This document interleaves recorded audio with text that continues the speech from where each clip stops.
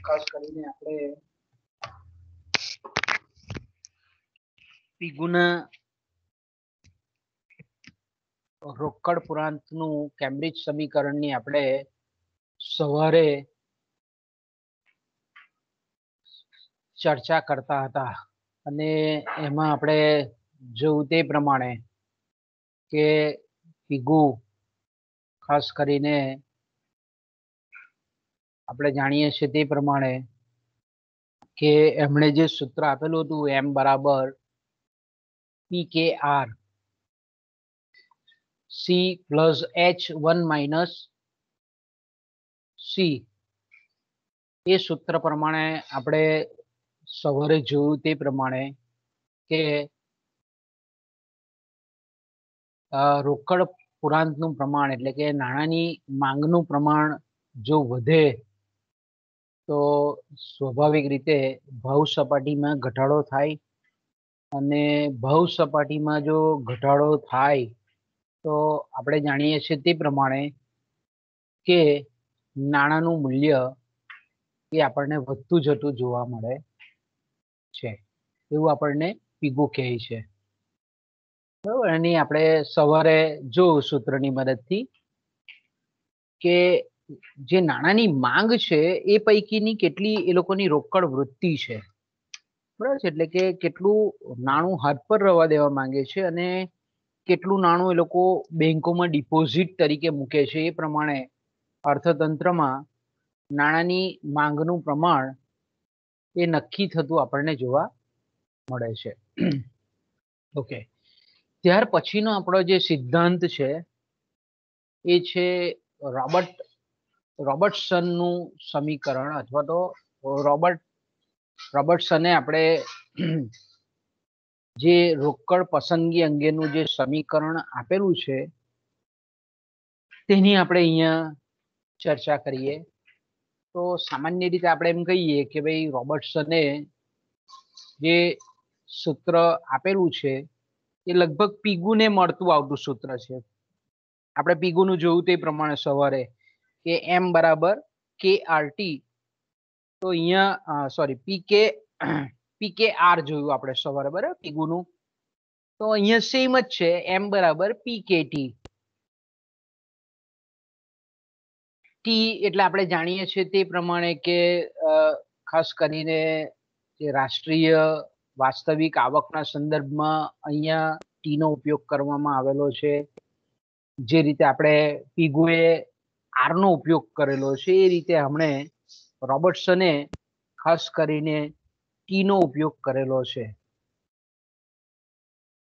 તો આપણે અહીંયા જોઈ શકીએ છીએ કે ભાઈ ખાસ કરીને એમ એટલે એમણે જે સમીકરણ તમને આ સ્ક્રીન પર દેખાય છે હું થોડો સ્ક્રીન મોટો કરી આપું એટલે તમને પરફેક્ટ વિઝિબિલિટી દેખાય કે એમ બરાબર PKT જ્યાં P બરાબર જેને આપણે ભાવ સપાટી અથવા તો જેને આપણે નાણાંનું એકમ દીઠ મૂલ્ય કહીએ છીએ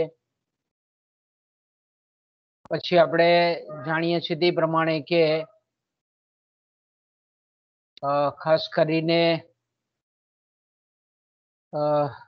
P નો ઉલ્લેખ ભાવ સપાટી તરીકે પણ તમે કરી શકીએ અથવા તો આપણે એને નાણાંનું એકમ દીઠ મૂલ્ય તરીકે પણ એને આપણે મૂકી શકીએ એ જ રીતે એમ બરાબર કાયદેસરનું ચલણી નાણું અને જે બેંક સર્જિત જે નાણું છે અથવા તો બેંકોની જે માંગપાત્ર થાપણો છે તેનો સમાવેશ રોબર્ટસન પણ એ નાણાંના પુરવઠામાં કરે છે એટલે કે કાયદેસરનું ચલણી નાણું અને સાથે આપણે એમ કહીએ કે બેંકોની જે માંગપાત્ર થાપણો છે તેનો સમાવેશ થાય છે પી એટલે ભાવ સપાટી આપણે કીધું તે પ્રમાણે કે નાણાંનું મૂલ્ય તરીકે પણ એને આપણે ઓળખાવી શકીએ કે એટલે વાસ્તવિક રાષ્ટ્રીય આવકનો જે ભાગ લોકો કેશ ઓન હેન્ડ રોકડ સ્વરૂપમાં રાખવા માંગે છે તેનું પ્રમાણ છે અને ટી બરાબર વાસ્તવિક રાષ્ટ્રીય આવક તરીકે આપણે ટીને મૂકીએ છીએ અથવા તો બીજા અર્થમાં જો આપણે એમ કેવું હોય તો એ રીતે કહી શકીએ ટી ફોર ટ્રાન્ઝેક્શન્સ એવું પણ આપણે ઉપયોગ કરી શકીએ કે ભાઈ વર્ષ દરમિયાન જેટલી પણ ખાસ કરીને લોકો દ્વારા જે ખરીદવામાં આવેલી જે ચીજ વસ્તુઓ અને સેવાઓનું પ્રમાણ છે, નંબર ઓફ ટ્રાન્ઝેક્શન્સ, એ રીતે પણ આપણે એને મૂકી શકીએ. તમે વાસ્તવિક આવક કે ઉત્પાદનના પરિપ્રેક્ષ્યમાં લો, ક્યાં તો આપણે એને કહીએ કે જેટલી પણ વર્ષ દરમિયાન જે ટ્રાન્ઝેક્શન્સ થયેલું છે, ખરીદવામાં આવેલી જે વસ્તુઓ અને સેવાઓનું પ્રમાણ છે, બંનેનો મતલબ એક જ થાય છે. એ આપણે અહીંયા ટી તરીકે તમે મૂકી શકો. પછી આપણે જાણીએ છીએ તે પ્રમાણે કે આજે અર્થતંત્રમાં જેટલી પણ ચીજ વસ્તુઓ અને સેવાઓનું જે પ્રમાણ છે ખરીદવામાં આવેલી, એનો જે ભાગ રોકડ સ્વરૂપે લોકો રાખવા માંગે છે, એનું આપણે નાણાકીય સ્વરૂપમાં જે રાખવા માંગે છે, તેનું મૂલ્ય આપણને કે બતાવે છે. એટલે આપણે એમ કહી શકીએ કે કે બરાબર ટી નો જેટલો ભાગ લોકો નાણાકીય સ્વરૂપમાં રાખવા માંગે છે તે બતાવે છે. તો આપણે જાણીએ છીએ તે પ્રમાણે કે આ જે સૂત્ર છે, તેમાં આપણે સૂત્રનો કર્તા તરીકે પીને આપણે મૂકીએ તો આપણે નાણાંનું મૂલ્યને નક્કી કરી શકીએ, નિર્ધારિત કરી શકીએ, નાણાંની ખરીદ શક્તિને નિર્ધારિત કરી શકીએ. તો કે પી બરાબર એમના છેદમાં કેટી. ઓકે, તો અહીંયા તમે જોઈ શકો છો જે લોજિક, જે તર્ક આપણે આગળના સમીકરણોમાં વાપરો તે જ પ્રમાણે કે ભાવ સપાટી અને રોકડ જે પુરાંત રાખવાની જે લોકોની વૃત્તિ છે, રોકડ સ્વરૂપે જે હાથ પર લોકો નાણું રાખવા માંગે છે તેનું પ્રમાણ અને ભાવ સપાટી વચ્ચે આ સૂત્રમાં પણ તમે જોઈ શકો છો કે પી ને આપણે એક બાજુ રવા દઈએ છીએ, કેટી ને આપણે ડાબી બાજુની આપણે બરાબર ચિહ્નની બીજી તરફ લઈ જઈએ છીએ, એટલે અહીંયા ગુણાકારમાં છે એટલે ભાગાકારમાં આવે. એટલે પી બરાબર એમના છેદમાં કેટી, એટલે કે અને પી વચ્ચે આપણને વ્યસ્ત સંબંધ જોવા મળે છે.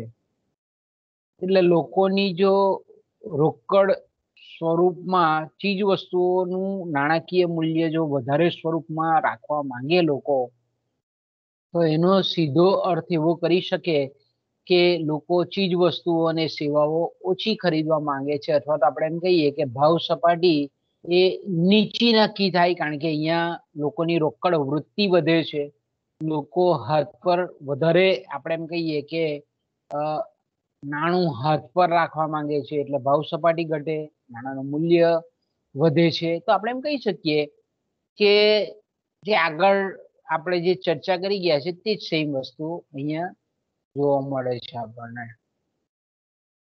ઓકે, તો અહીંયા તમે જોઈ શકો છો કે પીગુ જ્યાં પી કે આર નો ઉપયોગ કરતો હતો, તો અહીંયા રોબર્ટસન ટી નો ઉપયોગ કરે છે. એટલે આપણે જોયું તે પ્રમાણે કે એમણે વાસ્તવિક આવક પીગુએ આર તરીકે જે લીધેલી હતી એ 1000 મણ જેવી લીધેલી હતી. તો અહીંયા તમે એનો જ ટી તરીકે આપણે રોબર્ટસન ઉપયોગ કરે છે કે ટી એટલે વાસ્તવિક આવકનું પ્રમાણ, અથવા તો બીજા અર્થમાં આપણે એમ કહી શકીએ કે વર્ષ દરમિયાન જેટલી પણ ખરીદવામાં આવેલી જે વસ્તુઓ અને સેવાઓનું પ્રમાણ છે તે તરીકે પણ તમે એને દર્શાવી શકો. ઓકે, હવે આપણે ફિશરના સમીકરણની સાથે આ સૂત્રની સરખામણી ખાસ તો અગત્યની છે. બધા ઉપયોગ મોટે ભાગે આ બંને સમીકરણો એટલે કે ફિશરનું એમવી બરાબર પીટી સમીકરણની સાથે રોબર્ટસનનું જે આ સમીકરણ છે એમ બરાબર પીકેટી, એ બંનેની ખાસ કરીને તુલના કરે છે. ઓકે, અહીંયા આપણે સોરી, તો અહીંયા જરાક પ્રિન્ટિંગ મિસ્ટેક આપણાથી, અહીંયા એમબી બરાબર પીટી ટી શબ્દ આવશે, અહીંયા આપણે ટી લખી દઈએ જરા, ટી. ઓકે,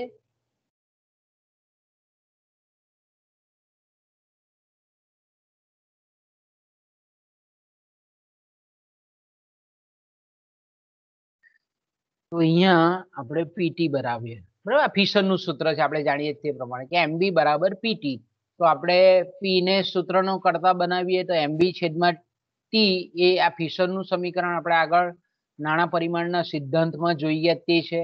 હવે આપણે નીચે લખીએ રોબર્ટસને જે સૂત્ર આપેલું છે તે, તો કે m બરાબર pkt અથવા p બરાબર m છેદમાં kt. ઓકે, તો અહીંયા તમે જોઈ શકો છો કે ફિશરના સમીકરણમાં m અને p વચ્ચે સીધો સંબંધ છે, જ્યારે રોબર્ટસનના સમીકરણમાં p અને k વચ્ચે ઉલટો સંબંધ છે. તો કારક પરિબળ કયું છે ભાવ સપાટીને નક્કી કરતું કારણ પરિબળ? તો કે અહીંયા નાણાંનો પુરવઠો છે અને અહીંયાનું કારક પરિબળ કયું છે? તો કે ભાઈ રોકડ વૃત્તિ છે, રોકડ લોકોની જે હાથ પર રાખવાની વૃત્તિ છે તે છે. તો અહીંયા કારક પરિબળ સાથે સીધો સંબંધ છે આ બે વચ્ચે, અહીંયા આપણે ઉલટો સંબંધ, વ્યસ્ત સંબંધ જોવા મળે છે. હવે આપણે અહીંયા જે કે બતાવેલો છે એ અને ફિશરનો વી બરાબર, બંને સૂત્ર આપણે એમ કહીએ કે સમીકરણો છે, એ બંને સમીકરણો આપણે એમ કહીએ કે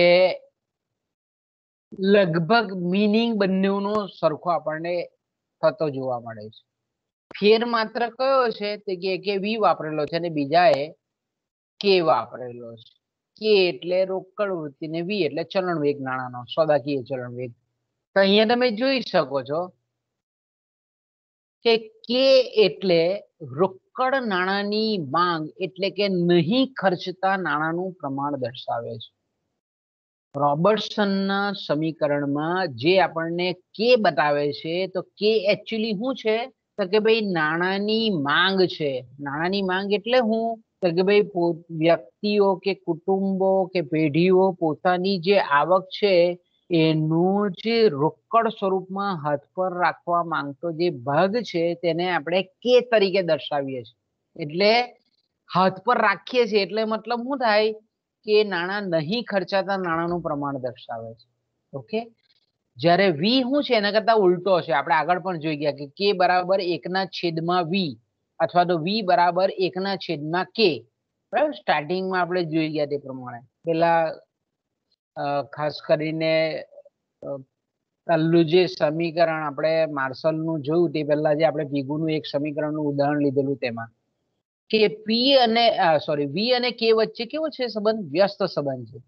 એટલે સ્વાભાવિક છે કે કે નું મૂલ્ય વધે એટલે કે લોકો નહીં ખર્ચતા નાણાંનું પ્રમાણ વધે તો સ્વાભાવિક છે કે ચલણ વેગ ઘટે, અને જો લોકો રોકડ નાણું હાથ પર ઓછું રાખે તો ચલણ વેગમાં વધારો થાય.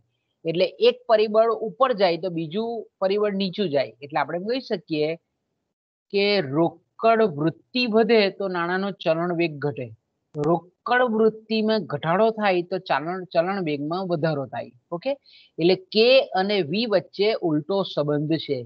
અહીંયા વી નો મતલબ વેલોસિટી થાય છે, વેલ્યુ ઓફ મની નહીં.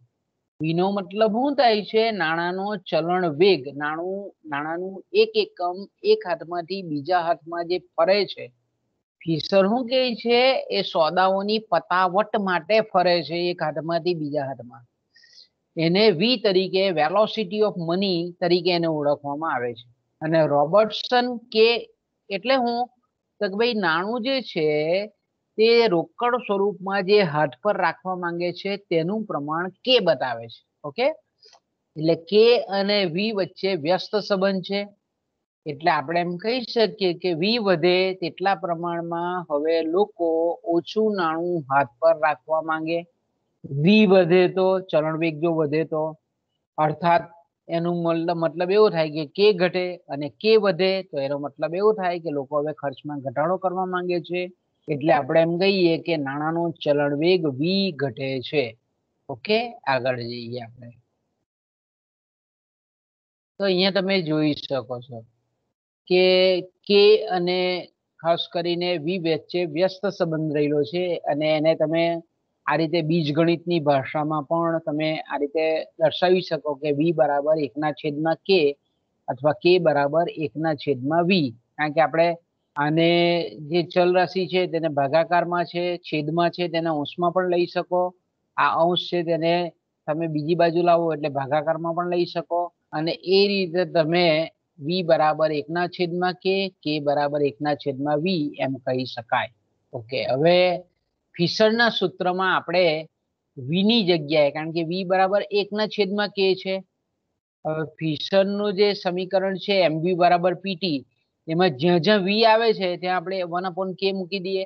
તો અહીંયા એમબી બરાબર પીટી આ આપણે જાણીએ તે પ્રમાણે કે આ ભાઈ ફિશરનું સૂત્ર છે, એ ફિશરના સૂત્રમાં આપણે મૂકીએ એમબી બરાબર પીટી, એની અંદર એમ અને જ્યાં વી છે ત્યાં આપણે એકના છેદમાં કે મૂકીએ છીએ. તો અહીંયા તમે જોવો છો કે એમ છેદમાં કે, એમ ગુણ્યા 1 એટલે એમ અને છેદમાં કે, ઓકે, એટલે તમે લખી શકો એમ ના છેદમાં કે બરાબર પીટી.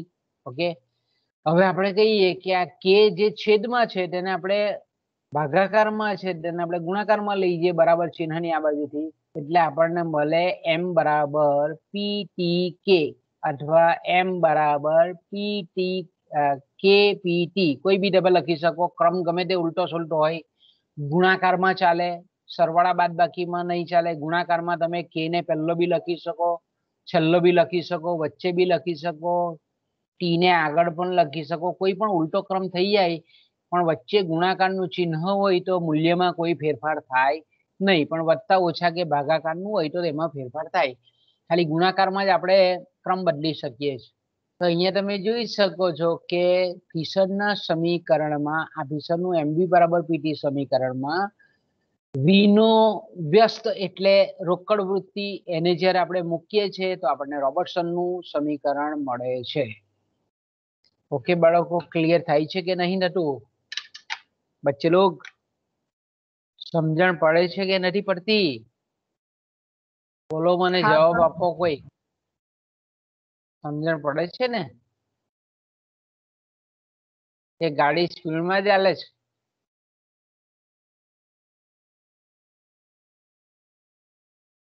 સમજણ પડે છે બાળકો?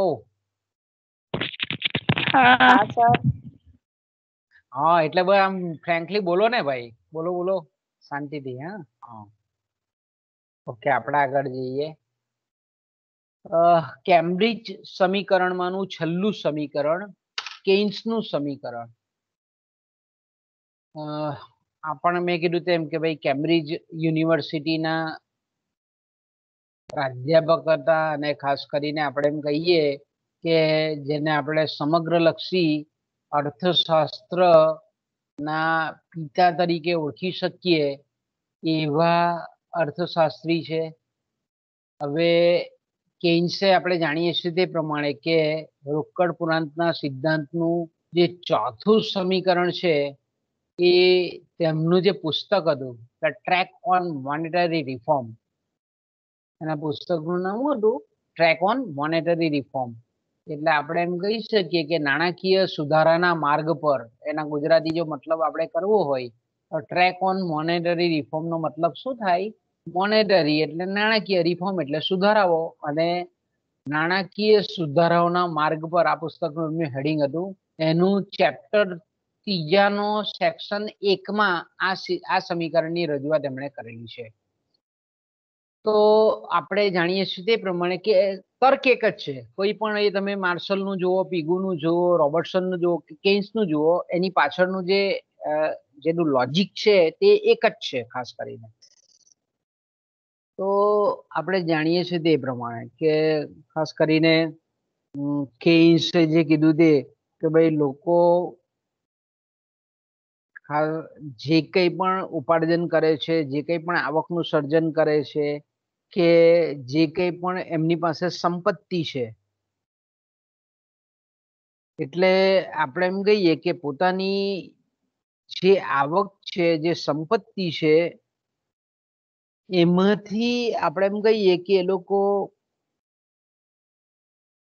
જેની કુલ પરચેસિંગ પાવર છે, કુલ એની ખરીદ શક્તિ છે, એનો જે ભાગ રોકડ સ્વરૂપમાં રાખવા માંગે છે એનો પ્રમુખગત આધાર કોના પર છે? તો કે ભાઈ સમાજની એક તો કુલ સંપત્તિ પર છે.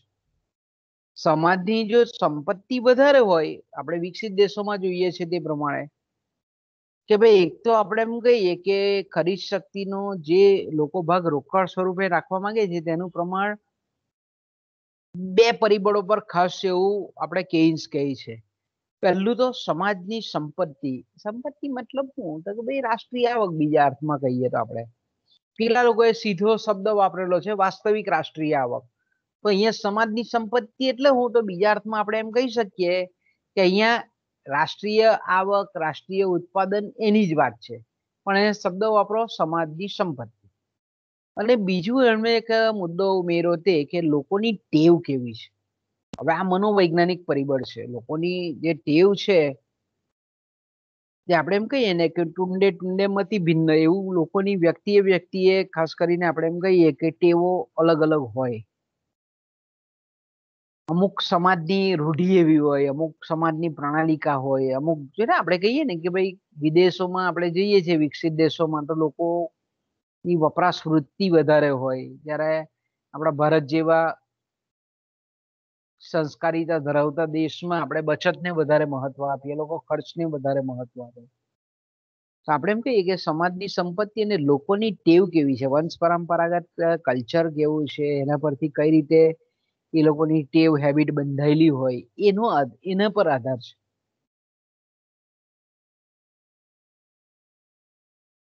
એટલે આપણે એમ કહીએ કે પોતાની જે આવક છે, સંપત્તિ છે, એનો જે ભાગ રોકડ સ્વરૂપે રાખવા માંગે છે એનો આધાર બે પરિબળ છે, સમાજની સંપત્તિ અને લોકોની ટેવ. હવે ધારો કે આપણે એમ કહીએ કે લોકો જે વપરાશ કરે છે, વપરાશના જે કંઈ પણ વસ્તુઓ કે સેવાના સ્વરૂપમાં જે વપરાશના એકમો છે, એમાંથી એ જેટલા એકમોને રોકડ સ્વરૂપમાં રાખે છે એને એણે બીજી એબીસીડી ના કે વડે દર્શાવેલું છે. એટલે આપણે એમ કહીએ કે પેલા લોકોએ જે રીતે આગળના સમીકરણોમાં આપણે જોઈ ગયા કે એટલે હું તો કે ભાઈ વાસ્તવિક આવકનો જે ભાગ હાથ પર રવા દેવા માંગે છે તે. હવે તે વાસ્તવિક આવકનો જે ભાગની જગ્યા અહીંયા કેન્સ શબ્દ વાપરો છે, વપરાશના એકમો નો જે ભાગ લોકો રોકડ સ્વરૂપે રાખવા માંગે છે તેનું પ્રમાણ. ધારો કે વપરાશના એકમો 1000 છે, એમાંથી લોકો 500 એકમો જો વપરાશના એકમો રોકડ સ્વરૂપમાં હાથ પર રાખવા માંગતા હોય તો કેનું મૂલ્ય 1/2 જેટલું કહેવાય.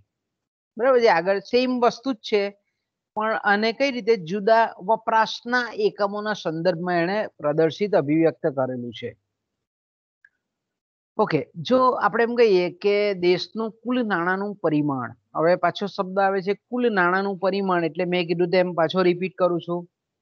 હું વારંવાર રિપીટ કરતો જાઉં છું, એટલે તમે જ્યારે પણ આ તમને તમારે સાંભળવા મળે એટલે તમારા મગજમાં કોન્સેપ્ટ ક્લિયર થતો જાય કે નાણાંનું પરિમાણ એટલે કાયદેસરનું નાણું. અને હવે કાયદેસરનું નાણુંમાં આપણે જાણીએ તે પ્રમાણે કે સિક્કાઓ પણ આવી જાય અને ચલણી નોટો પણ આવી જાય. જ્યાં હું કાયદેસરના નાણાંનો ઉલ્લેખ કરું છું ત્યાં ધાતુના સિક્કાઓ પણ આવી જાય અને કાગળની નોટોનો સમાવેશ થાય, અને દરેક મૂલ્યની આવી જાય નોટો, અને દરેક મૂલ્યના સિક્કાઓ પણ આવી જાય. અને બીજું છે બેંકોની માંગ પાત્ર થાપણો, કે એવી થાપણો કે જેને આપણે વિધિન અ સેકન્ડ કે વિધિન અ મિનિટ આપણે ઉપાડી શકતા હોય માંગતાની સાથે, એમાં કોઈ વિલંબ નહીં હોય એવી જે ટૂંકા ગાળાની થાપણો છે, અલ્પકાલીન થાપણો છે, માંગ પાત્ર થાપણો છે, ચાલુ ખાતાની થાપણો છે. આ બધા શબ્દો એના માટે અલગ અલગ બુકમાં અલગ અલગ તમને જોવા મળે, પણ મતલબ એ થાય છે એ બંનેનો આપણે સરવાળો કરીએ તો આપણને મળે છે નાણાંનું કુલ પરિમાણ. એટલે આપણે એમ કહીએ કે બેંકોની માંગપાત્ર થાપણો અને કાયદેસરનું નાણું એ અન્ય જે કેમ્બ્રિજ અર્થશાસ્ત્રીઓએ જે એમ મૂકેલો હતો એની જગ્યાએ એણે એન શબ્દનો ઉપયોગ કર્યો છે, એન આલ્ફાબેટનો ઉપયોગ કર્યો છે. તો અહીંયા આપણે એમ કહીએ કે વપરાશના કુલ એકમોનું મૂલ્ય, ખાસ કરીને આપણે એમ કહીએ કે નાણાંના કુલ મૂલ્ય જેટલું થશે. અને જો આપણે એમ કહીએ કે ધારો કે વપરાશના કુલ એકમોની કિંમત જો પી હોય તો એન બરાબર પી કે. એને સૂત્ર શું આપ્યું પહેલા સ્ટાર્ટિંગમાં? એને સૂત્ર આવું આપ્યું કે નાણાંનો પુરવઠો બરાબર એન બરાબર પી કે. પી એટલે આપણે જાણીએ છીએ કે વપરાશના કુલ એકમોની કિંમતો, અને કે એટલે આપણે જાણીએ છીએ તે પ્રમાણે કે વપરાશના જે એકમો છે એના રોકડ સ્વરૂપમાં રાખવા માંગતા એકમોનું પ્રમાણ, એને કે બતાવેલો છે.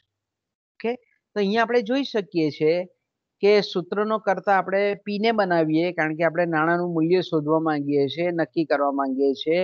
એટલે સૂત્રના કરતા તરીકે પી બનાવીએ આપણે, તો પી બરાબર એન ના છેદમાં કે. તમે આપણે જોઈએ છે કે અહીંયા પી ને આપણે એક બાજુ રવા દઈએ, આ કે ને આપણે ગુણાકારમાં છે તે આમ જાય એટલે ભાગાકારમાં આવે, એટલે P બરાબર N ના છેદમાં K. ઓકે, તો અહીંયા પાછું રિલેશન મેં કીધું તેવું પ્રકરણ થઈ ગયું. K બરાબર વપરાશના એકમો જે રોકડ સ્વરૂપમાં રાખવા માંગે છે તેનું પ્રમાણ. જો લોકો વપરાશના કુલ એકમો જો વધારે રાખવા માંગતા હોય રોકડ સ્વરૂપમાં, તો ભાવ સપાટી છે તે ભાવ સપાટી કેવી થાય છે? નીચી જાય છે, ઘટે છે. ભાવ સપાટી નીચે આવે છે. ઓકે, તો ભાવ સપાટી જો નીચે આવતી હોય તો આપણે સ્વાભાવિક છે એમ કહી શકીએ કે નાણાંનું મૂલ્ય વધે છે. એનાથી ઉલટું કે K નું મૂલ્ય એટલે કે વપરાશના એકમો લોકો ઓછા રોકડ સ્વરૂપમાં રાખવા માંગતા હોય તો આપણે એમ કહીએ કે ભાવ સપાટી એ વધે છે. બરાબર, એટલે આપણે એમ કહીએ કે ખર્ચ કરવા માંગે છે લોકો, રોકડ હાથ પર રવા નથી દેવા માંગતા, એ ખર્ચી નાખવા માંગે છે. આવક છે, વાસ્તવિક આવક છે, નાણાકીય રાષ્ટ્રીય આવક છે, એના મોટા ભાગના લોકો જો ખર્ચ કરી નાખવા માંગતા હોય, ઓછો ભાગ જો રોકડ સ્વરૂપમાં હાથ પર રાખવા માંગતા હોય, તો તેવા સંજોગોમાં ભાવ સપાટી એ ઊંચી જાય છે અને પરિણામ સ્વરૂપ નાણાંનું મૂલ્ય કે નાણાંની ખરીદ શક્તિ એ નીચી જાય છે એમ આપણે કહી શકીએ. ઓકે, આ પહેલી એની પ્રાઇમરી સમજ. હવે કેન્સ પણ જેવું કહે છે તે પ્રમાણે કે જે આપણે એમ કહીએ કે વપરાશના જે કુલ એકમો છે એ પૈકીના અમુક એકમો એ લોકો હાથ પર રાખે છે, પણ એ બધા જ એ લોકો આપણે એમ કહીએ કે હાથ પર રાખતા નથી, પણ અમુક આપણે એમ કહીએ કે બેંકોમાં જઈ અને એ એકમો મૂકે છે બેંકમાં થાપણ તરીકે.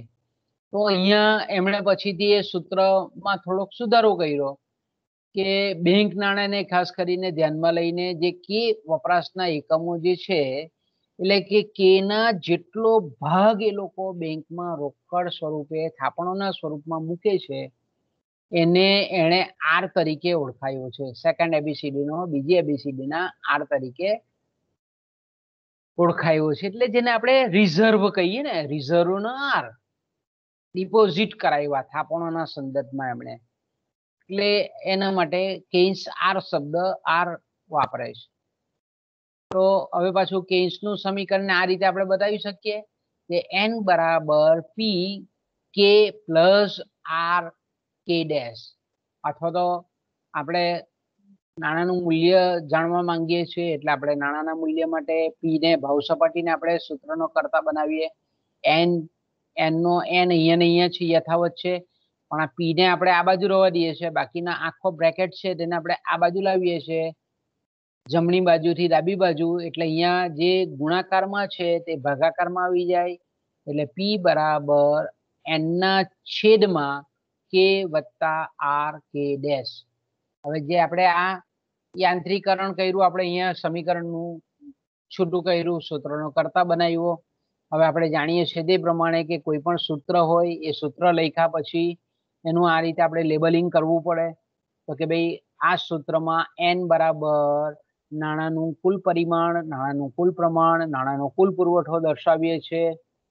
એ જ રીતે P બરાબર વપરાશના એકમની કિંમત, કે જેને આપણે સમજી શકાય તેવા અર્થમાં જો આપણે જોઈએ તો એને ભાવ સપાટી તરીકે આપણે ઓળખી શકીએ. નાણાંનું એકમ દીઠ મૂલ્ય કે જે પીગુએ દર્શાવેલું તે પ્રમાણે પણ આપણે બતાવી શકીએ કે જે છે તે વપરાશના જે એકમો છે જેને લોકો રોકડ સ્વરૂપે હાથ પર રાખવા માંગે છે તે બતાવે છે કે, અને કે ની ઉપર જે ડેશ છે તે કે વપરાશના એકમો ને બેંકના થાપણોના સ્વરૂપમાં જે રાખવામાં આવે છે તેનું પ્રમાણ સૂચવે છે.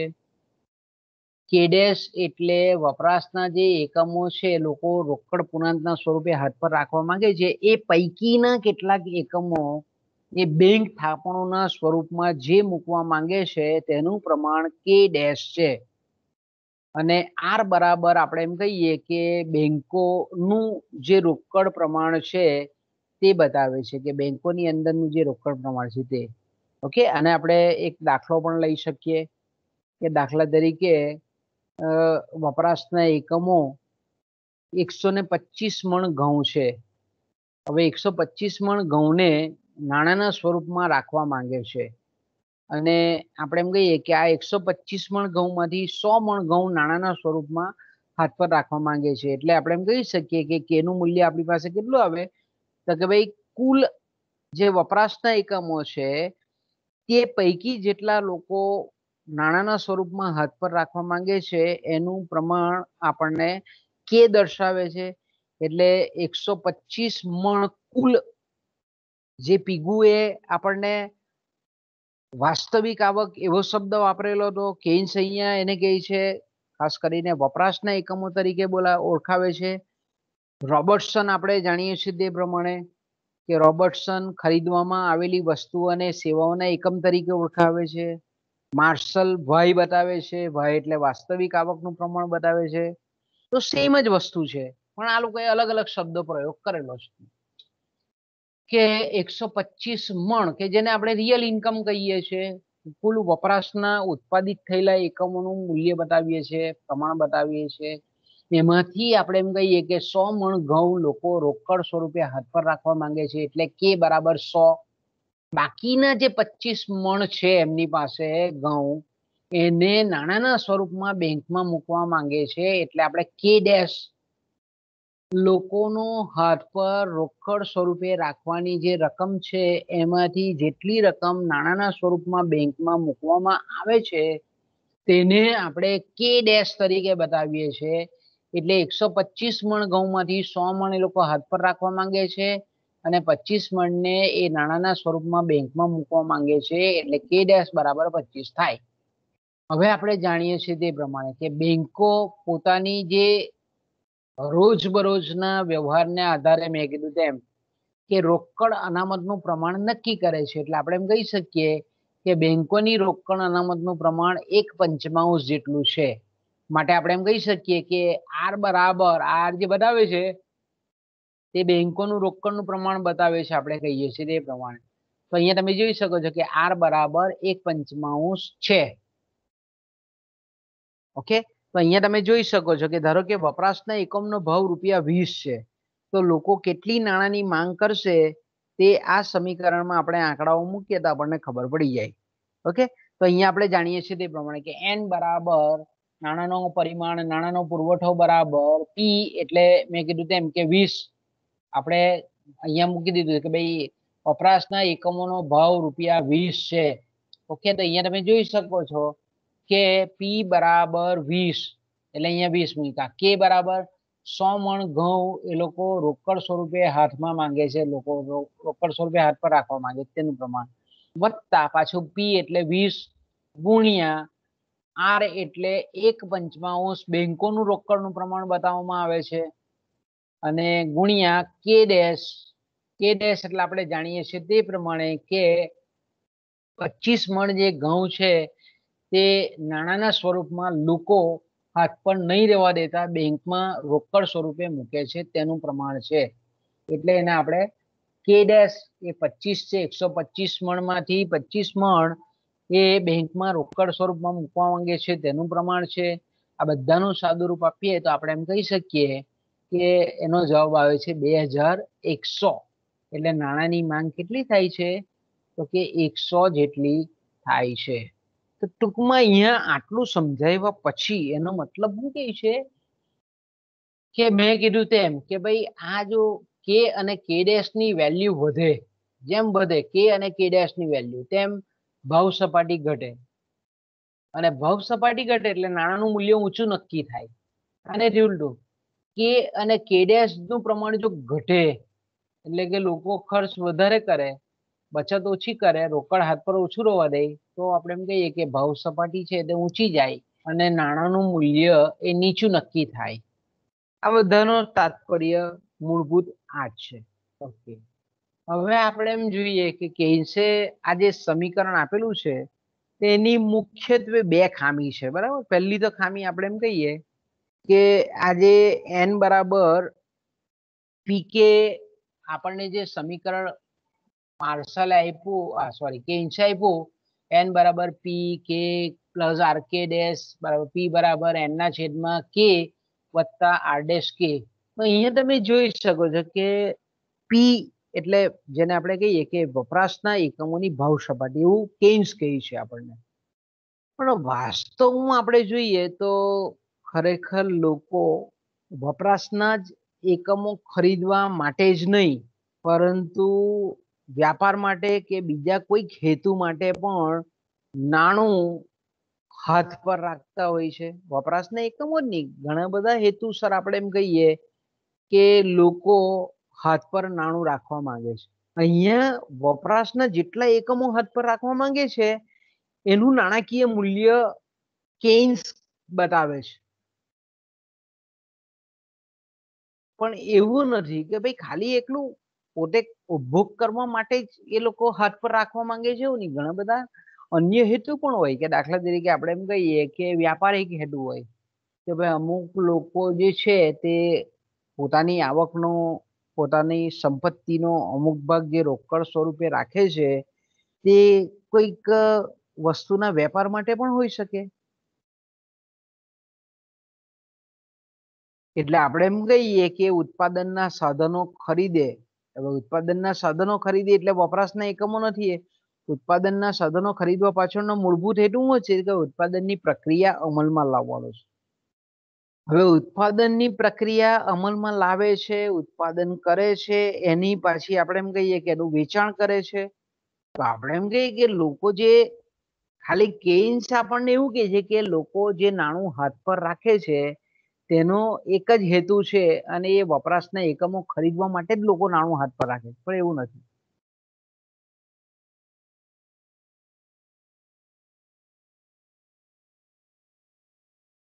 પણ આપણે જાણીએ છીએ તે પ્રમાણે કે વ્યાપારિક હેતુ હોય કે અન્ય હેતુ માટે પણ લોકો નાણું હાથ પર રોકડ સ્વરૂપમાં રાખે છે. એટલે આપણે એમ કહીએ કે જો કહો માંગીએ કે ભાઈ જે પી છે એ ખરેખર જો નાણાંના મૂલ્યને માપતો હોય તો એ સાચા અર્થમાં નાણાંની વાસ્તવિક ખરીદ શક્તિને માપી શકતો નથી, તે રજૂ કરી શકતો નથી. બીજી જે મર્યાદા છે એ છે નાણાંનું પરિમાણ એન અને જેને આપણે વપરાશના એકમોના ભાવ પી વચ્ચે જે પ્રમાણાત્મક સંબંધ જે રીતે દર્શાવવામાં આવેલો છે કેન્સ, એ કદાચ ટૂંકા ગાળામાં જળવાતો નહીં, લાંબા ગાળે કદાચ સાચો કેન્સ હોઈ શકે. કારણ કે આપણે જાણીએ છીએ તે પ્રમાણે કે આ સમીકરણમાં તમે જોઈ શકો છો, બરાબર, કે એન બરાબર પી કે. તો અહીંયા આપણને જે રિલેશન આ રીતે બતાવે છે, પછી એના સમીકરણમાં આપણે જોઈ શકીએ છીએ કે કે છે, આર ડેશ છે, કે ડેશ છે, પી છે. તો અહીંયા તમે જોઈ શકો છો કે ટૂંકા ગાળામાં કે છે, કે ડેશ છે, આર છે. આ બધા પરિબળોમાં નાણાંના પુરવઠામાં જો ફેરફાર થાય તો ચોક્કસ રીતે લોકોની રોકડ વૃત્તિમાં પણ ફેરફાર થાય. બેંકમાં લોકો જે પ્રમાણમાં મૂકવા જાય છે એ રોકડનું એમાં પણ ફેરફાર થાય. બેંકોના રોકડ પ્રમાણમાં પણ ફેરફાર થાય. એટલે આપણે એમ કહી શકીએ કે આ બધાની એનમાં પણ અસર થાય અને એનની અસર આ બધા પરિબળો પણ થાય. એટલે લાંબા ગાળે આપણે એમ કહીએ કે આ જે બધા પરિબળો સ્થિર રહે છે એવી કેન્સની ધારણા છે તે ખોટી છે.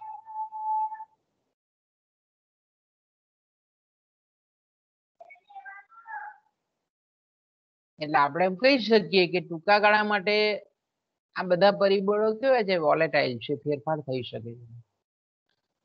ઓકે, તો આપણે આ આપણા રોકડ પુરાંતના 4 સમીકરણો અહીંયા આપણે જોઈ ગયા, બરાબર. હવે આપણે એના પછીનો જે મુદ્દો છે આપણો, એ આપણે જાણીએ છીએ તે પ્રમાણે કે ફિશરનો જે નાણાં પરિમાણનો સિદ્ધાંત છે એને કરતા પીગુનો જે રોકડ પુરાંતનો જે સમીકરણ છે, સિદ્ધાંત છે, એ કઈ રીતે ચડિયાતો છે.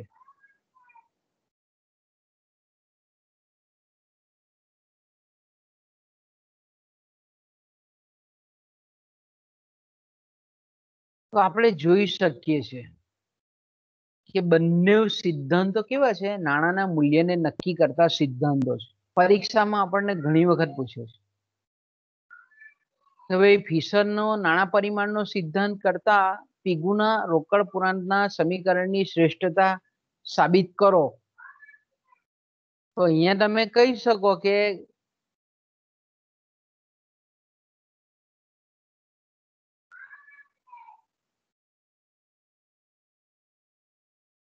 અહીંયા તમે એવું કહી શકો કે આ બંને સિદ્ધાંત નાણાંના મૂલ્યને નક્કી કરતા છે, નાણાંની ખરીદ શક્તિ નક્કી કરતા છે, પણ ફિશરના સમીકરણ કરતા તુલનાત્મક રીતે, સમીક્ષાત્મક રીતે જો આપણે કહીએ તો રોકડ પુરાણનો જે સિદ્ધાંત છે તે કંઈક અંશે ચડિયાતો છે.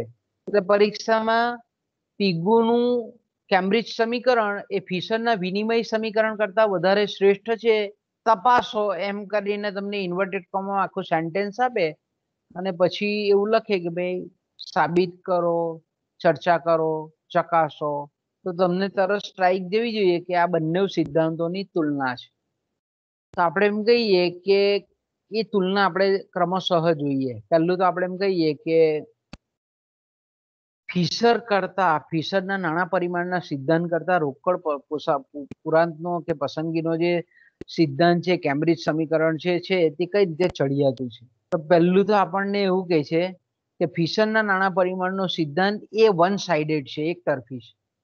કારણ કે નાણાંના મૂલ્યને નક્કી કરવામાં બંને પરિબળનો ભાગ હોય, નાણાંની માંગ અને નાણાંનો પુરવઠો. પણ ખાસ કરીને આપણે એમ કહીએ કે ફિશરે માત્ર નાણાંના પુરવઠાનો જ વિચાર કરેલો છે, નાણાંની માંગનો વિચાર નથી કર્યો. કારણ કે કોઈ પણ વસ્તુ જ્યારે મૂલ્ય નક્કી કરવાનું હોય ત્યારે બંને પરિબળોનું સરખું મહત્વ હોય, એ બંને પરિબળોને સમાન રીતે લક્ષમાં લીધા નથી.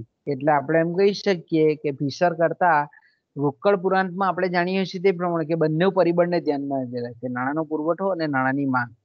ભલે નાણાંની માંગ પર વધારે ભાર મૂકેલો છે, પણ નાણાંના પુરવઠાની અવગણના એ લોકોએ કરેલી નથી.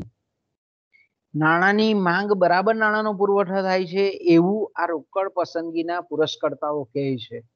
એટલે આપણે એમ કહી શકીએ કે ફિશરના સમીકરણની આ મર્યાદા છે, જ્યારે રોકડ પુરાણના સમીકરણમાં બંને પરિબળોને ધ્યાનમાં લઈ અને પછી આપણે એમ કહીએ કે સિદ્ધાંતની રજૂઆત કરેલી છે. બીજું આપણે બીજી જો શ્રેષ્ઠતા તપાસીએ તો ફિશરનો જે સિદ્ધાંત છે તે માત્ર વિનિમયના માધ્યમ તરીકેના જ નાણાંના કાર્યને મહત્વ આપે છે, અને જે બીજું અગત્યનું કાર્ય છે મૂલ્ય સંગ્રાહકનું, એની ઉપેક્ષા કરે છે. પણ આપણે જાણીએ છીએ તે પ્રમાણે કે નાણાંનું એક અને માત્ર એક જ કાર્ય નથી, પણ મૂલ્ય સંગ્રાહક તરીકેનું પણ મહત્વનું કાર્ય છે. ગમે તેટલા સમય સુધી લોકો નાણાંમાં પોતાનો મૂલ્યનો સંચય કરી શકે છે. તો આપણે એમ કહીએ કે ફિશરનું જે સમીકરણ છે એ આ અગત્યના કાર્યની અવગણના કરે છે, જ્યારે રોકડ પસંદગીના સિદ્ધાંતમાં નાણાંના મૂલ્ય સંચય તરીકેના કાર્યને બરાબર લક્ષમાં લીધું છે. ફિશર જે પ્રમાણે કહે છે તે પ્રમાણે કે ભાઈ નાણાંની માંગ માત્ર ચીજ વસ્તુઓ અને સેવાઓ ખરીદવા માટે જ થાય છે, જ્યારે આ અર્થશાસ્ત્રીઓ, કેમ્બ્રિજ અર્થશાસ્ત્રીઓ કહે છે કે ભાઈ નાણાંની માંગ માત્ર વિનિમયના સોદા માટે જ થતી નથી, પણ અન્ય જે હેતુઓ છે, સાવચેતીનો હેતુ છે, સત્તાકીય હેતુ છે, તે હેતુસર પણ નાણાંની માંગ થાય છે. એટલે આપણે એમ કહીએ છીએ કે ભાઈ સમાજની જે રોકડ પસંદગી છે કે રોકડ વૃત્તિ છે, તેને આપણે એમ કહીએ કે એક મહત્વનું પરિબળ આ રોકડ પસંદગીનો સિદ્ધાંત માપે છે અને એનું મહત્વ પણ આપે છે. તો આપણે એમ કહીએ કે આ રીતે રોકડ વૃત્તિનું જે પરિબળ છે એને મહત્વ આપે છે. એટલે આપણે એમ કહીએ કે એક અલગ તરફથી આ સિદ્ધાંત એક અનોખી ભાત પાડે છે. આપણે એમ કહી શકીએ અનોખી, એકદમ એકદમ બીજી લાક્ષણિક, જેને આપણે ટિપિકલ.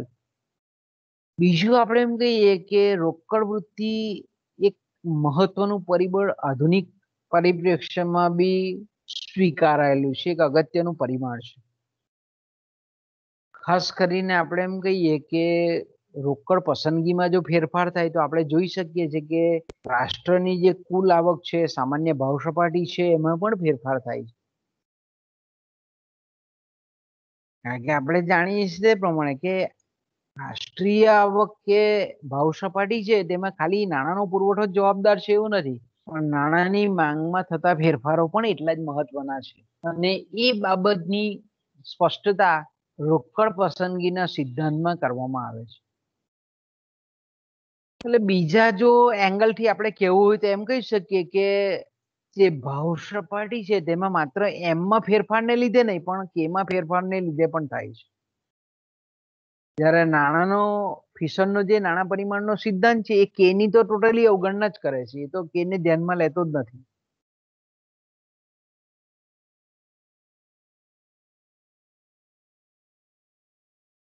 બીજું આપણે એમ કહીએ કે રોકડ વૃત્તિનો જે અને રોકડ વૃત્તિને જે નક્કી કરતા પરિબળો છે એનો અભ્યાસ કેમ્બ્રિજ અર્થશાસ્ત્રીઓએ પોતાના રોકડ પસંદગીના સિદ્ધાંતમાં કરેલો છે, જેને આપણે નાણાકીય સિદ્ધાંતનો બેઝ માનીએ છીએ, એનો પાયો માનીએ છીએ. કોઈ પણ નાણાકીય સિદ્ધાંત હોય તેનો અગત્યનો પાયો છે રોકડ વૃત્તિ. કારણ કે જાણીએ છીએ કે રોકડ વૃત્તિમાં અલગ અલગ પરિબળો અસર કરતા હોય.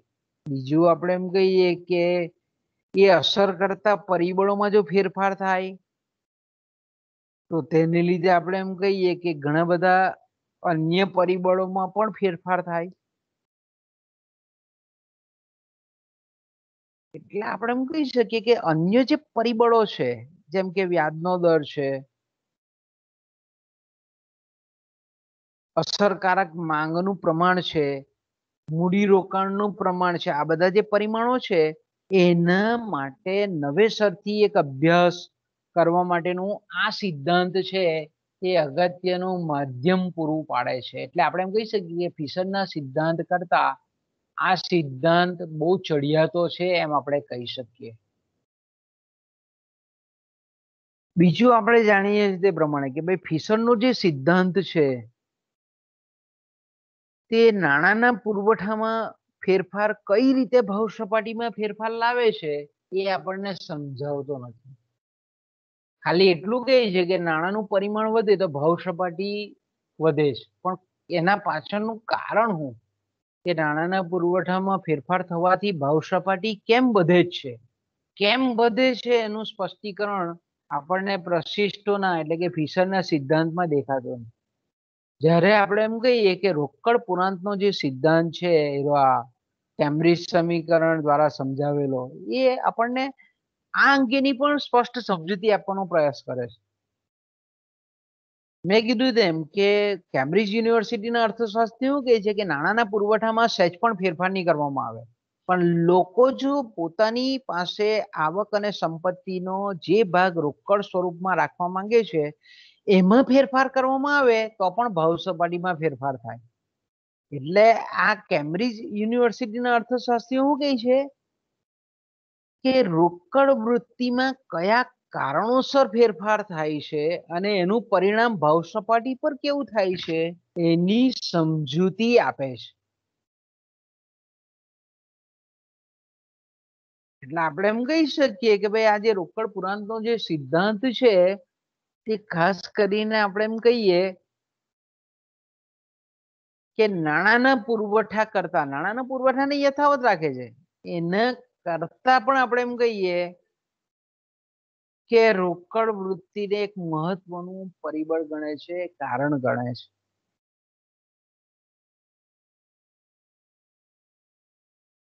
પ્રોફેસર પુરીહારા કહે છે તે પ્રમાણે કે નાણાંના મૂલ્યની કે નાણાંના ખરીદ શક્તિ અંગેની જો સમજ આપણને પ્રાપ્ત કરવી હોય તો વિનિમયના સમીકરણ કરતા રોકડ પસંદગીનું સમીકરણ વધુ મહત્વનું પુરવાર થાય છે. કારણ કે એમાં ખાલી એક જ પ્રકારના તૈયાર વસ્તુઓના સોદાઓની સમાવેશ થાય છે.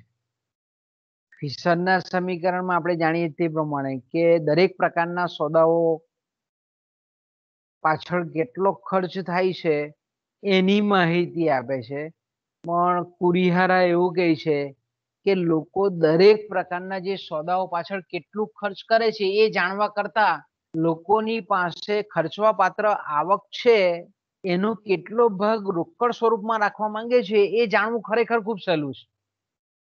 એટલા અંશે ચડિયાતો છે. આપણે એમ કહીએ ને કે પેલામાં તો નાણાંની આપણે કહીએ કે નાણાંનો પુરવઠો અને એમાં પણ ખાસ કરીને નાણાંનું વિનિમયના માધ્યમ તરીકેનું કાર્ય છે, તેમાં એ નાણાં દ્વારા જેટલી પણ ચીજ વસ્તુ અને સેવાઓ ખરીદી થાય છે, વિનિમય થાય છે, અને દરેક વસ્તુના સંદર્ભમાં આપણે કહીએ તો તૈયાર વસ્તુ, અર્ધ તૈયાર વસ્તુ, પછી વચગાળાની વસ્તુઓ, એ બધાના સંદર્ભમાં આપણે એની સોદાઓની કુલ સંખ્યાને જો આપણે ગણવા બેસીએ તો ગણી શકાય નહીં. પણ આપણે એટલું ચોક્કસ ગણી શકીએ કે લોકોની આવક અને સંપત્તિનો જે ભાગ રોકડ સ્વરૂપે હાથ પર રાખે છે તે ઇઝીલી સરળતાથી ગણી શકાય. એને જાણવાનું કામ સહેલું છે કમ્પેરેટિવ ટુ એ કેટલો ખર્ચ અલગ અલગ વસ્તુઓ પાછળ ખર્ચ કરે છે તેના કરતા.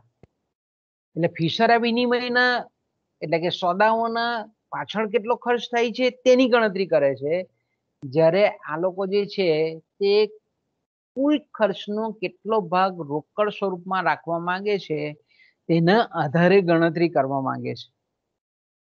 એટલે એ અંશે પણ આપણે એમ કહીએ કે કંઈક અંશે ચડિયાતો છે રોકડ પસંદગીનો સિદ્ધાંત. બીજું આપણે જાણીએ છીએ કે ACL ડે, ખૂબ વિદ્વાન અર્થશાસ્ત્રી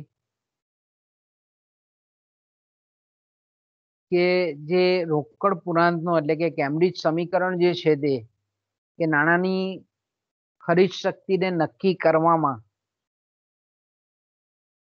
વિનિમયના સોદાઓની કુલ સંખ્યાને બદલે આપણે એમ કહીએ કે આવકની જે સપાટી છે એના પર ભાર મૂકે છે, અને આવક સપાટીમાંથી કેટલી રકમ આવક એ નહીં ખર્ચવા વગરની રોકડ સ્વરૂપમાં હાથ પર રાખવા માંગે છે એ ધ્યાનમાં લે છે.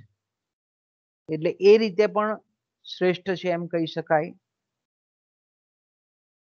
બીજું આપણે એમ કહીએ કે માર્શલના રોકડ પૂર્ણાંકના ફિશરના આપણે એમ કહીએ કે માર્શલના રોકડ પૂર્ણાંકના સિદ્ધાંતનો જે સૌથી મોટો ગુણ છે તે પ્રમાણે કે એમાં કોઈ જગ્યાએ આપણને ચલણ વેગનો ઉલ્લેખ નથી દેખાતો. તમે માર્શલનું સમીકરણ જુઓ, M બરાબર PKY, પછી પીગુનું સમીકરણ જુઓ M બરાબર PKR, કે રોબર્ટસનનું સમીકરણ જુઓ M બરાબર PKT. આ બધા સમીકરણમાં ચલણ વેગ જેવું મિકેનિકલ જે બાબત છે તેને ઉપયોગમાં નથી લેવાય. બીજી જગ્યાએ કેનો ઉપયોગ કરેલો છે, અને ખાસ કરીને આપણે એમ કહીએ કે ફિશરનો જે સોદાકીય ચલણ વેગનો વીનો ખ્યાલ છે એના કરતા ખરેખર જો વેપાર ચક્રનું વિશ્લેષણ જો કરવું હોય તો આપણે એમ કહીએ કે કેનો ખ્યાલ એ વી કરતા પણ વધારે મહત્વનો છે. કારણ કે આપણે જાણીએ છીએ તે પ્રમાણે કે ફુગાવાના સમય દરમિયાન આપણે એમ કહીએ કે ચીજ વસ્તુઓના ભાવો વધતા હોય તો તેવા સમયે લોકો બહુ ઓછું નાણું હાથ પર રહેવા દે, વસ્તુના સ્વરૂપમાં લોકો બચત કરે. એટલે ખાસ કરીને આપણે એમ કહીએ કે ફુગાવા દરમિયાન કેના મૂલ્યમાં ખૂબ ઘટાડો થઈ, નાણાં સ્વરૂપમાં જે રોકડ નાણું હાથ પર રાખવા માંગે છે તેનું પ્રમાણ ઘટે, અને એને લીધે શું થાય કે ફુગાવાની પરિસ્થિતિ છે તે વધારે આપણે એમ કહીએ કે પ્રબળ બને. એનાથી ઉલટું વિચારીએ કે ભાઈ જ્યારે અર્થતંત્રમાં લોકોની રોકડ વૃત્તિ વધતી હોય એટલે કે કેના મૂલ્યમાં વધારો થતો હોય ત્યારે આપણે એમ કહીએ કે મંદીની પરિસ્થિતિ છે, કારણ કે કેનું મૂલ્ય વધે એટલે અસરકારક માંગ ઘટે, અસરકારક માંગ ઘટે એટલે અર્થતંત્રમાં મંદીનું સર્જન થાય. આપણે એમ કહી શકીએ કે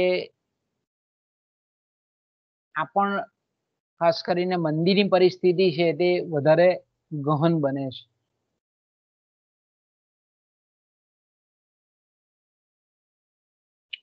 બીજું આપણે શ્રેષ્ઠતાનું જે તુલનાત્મક પાસું છે તે કે ભાઈ રોકડ પૂર્ણાંકનો જે અભિગમ છે એને લીધે અર્થશાસ્ત્રમાં રોકડ વૃત્તિનો એક નવા પરિમાણથી રોકડ વૃત્તિના સિદ્ધાંતની ચર્ચા શરૂ થઈ, એ સિદ્ધાંતનો વિકાસ થયો, અને રોકડ પૂર્ણાંકનો કે રોકડ વૃત્તિનો કે તરલતા વૃત્તિનો જે સિદ્ધાંત છે કે ખાસ કરીને એનો ઉપયોગ અર્થતંત્રની કુલ આવક અને કુલ રોજગારી નક્કી કરવામાં થાય છે.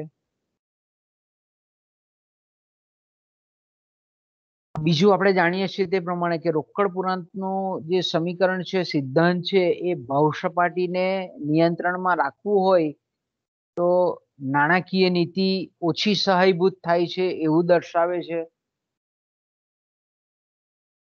એટલે આપણે એમ કહી શકીએ કે આ બધી જ જે ચર્ચાઓ કરી એમાં આપણે એટલું જોઈ શકીએ છીએ કે રોકડ પૂરાંતનું જે કેમ્બ્રિજ સમીકરણ છે, રોકડ પૂરાંતનો જે સિદ્ધાંત છે, તે ફિશરના જે વિનિમયના સમીકરણ કે નાણાં પરિમાણના સિદ્ધાંત કરતા કંઈક અંશે ચોક્કસ રૂપે સુધારો રૂપ છે, ચડિયાતો છે અને શ્રેષ્ઠ છે. છતાં પણ આપણે એમ કહીએ તો એ કેમ્બ્રિજ જે સમીકરણો છે એ સમીકરણોની પણ ટીકા છે.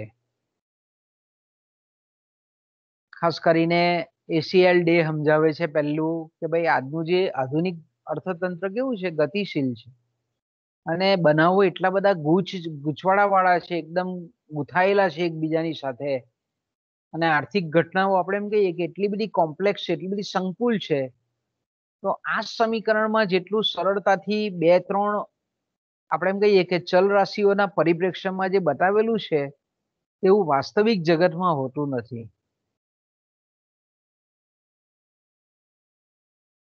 છતાં પણ આપણે એમ કહીએ કે ફિશરના નાણાં પરિમાણના સિદ્ધાંત કરતા તો આ સિદ્ધાંત ચડિયાતો જ છે, પણ એને આપણે સંપૂર્ણ નાણાકીય સિદ્ધાંત કહી શકતા નથી.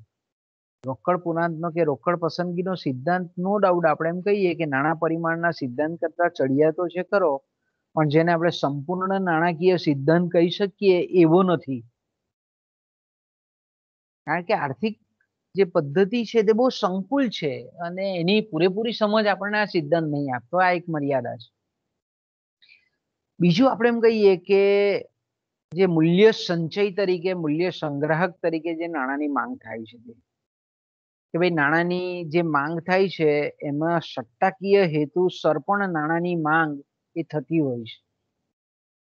પણ આપણે જાણીએ છીએ તે પ્રમાણે કે કેમ્બ્રિજ અર્થશાસ્ત્રીઓએ આપેલો જે રોકડ પૂરાંકનો સિદ્ધાંત છે એમાં સટ્ટાકીય જે હેતુસર નાણાંની માંગ છે તેને લક્ષમાં લીધી નથી. તો એ લોકોએ આપણે એમ કહીએ કે સાવચેતીના હેતુસર અને વિનિમયના હેતુસર જે નાણાંની માંગ થાય છે એનો જ ખ્યાલ લીધેલો છે. તો આપણે એમ કહી શકીએ કે તમે ફિશરના દ્રષ્ટિકોણથી નાણાંની માંગ જો કે કેમ્બ્રિજ યુનિવર્સિટીના અર્થશાસ્ત્રીઓના દ્રષ્ટિકોણથી નાણાંની માંગ જુઓ, તે બંનેના હેતુમાં બહુ ઝાઝો ફેરફાર થતો નથી. કારણ કે વિનિમયના માધ્યમ તરીકેની જે એની માંગ છે તે એ સેમ એના જેવી સાવચેતીના હેતુસર પણ થતી માંગ છે.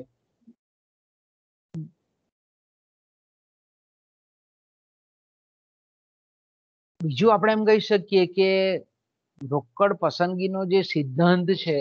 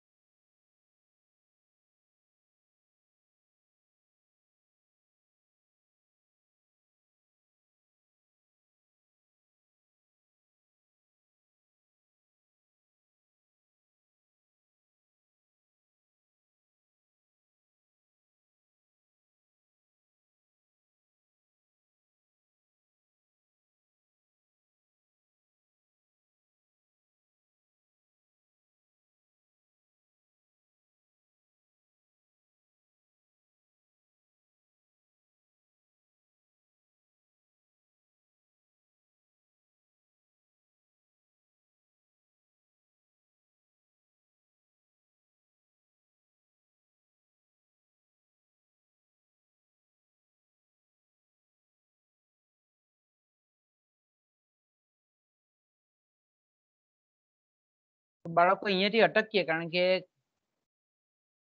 કાલે જોઈશું હવે.